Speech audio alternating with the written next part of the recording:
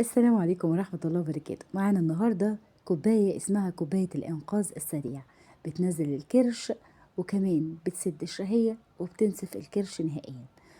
طيب هتدعيلي وهتخسي 8 كيلو في الأسبوع. ركزي معايا بالله عليكي وشوفي المكونات ببساطة وبسهولة، ودعمينا قبل أي شيء بلايك حلو منك وكومنت ظريف، وقولي لنا انت بتتابعينا من أي مكان، وهتستخدمي الوصفة أو استخدمتيها وعملت معاكي مفعول ولا لأ. خشي بيها على الطريق. أولا هنشربه قبل الفطار والسحور بنص ساعة.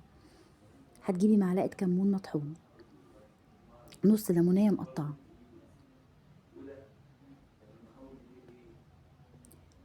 في حاجة اسمها حبات هيل أو حبهان، الاتنين يبقوا مفتوحين شايفينهم. طيب بعد كده هبتدي أنزل بمية مغلية.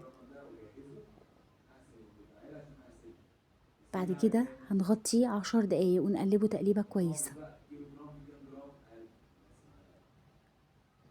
وبعد كده هتبتدي ان انتي تشربيه. ده هيحرق الدهون وهيخلي جسمك في منتهى الجمال، وحاجة كده تحفة، وهتدعيلي بجد.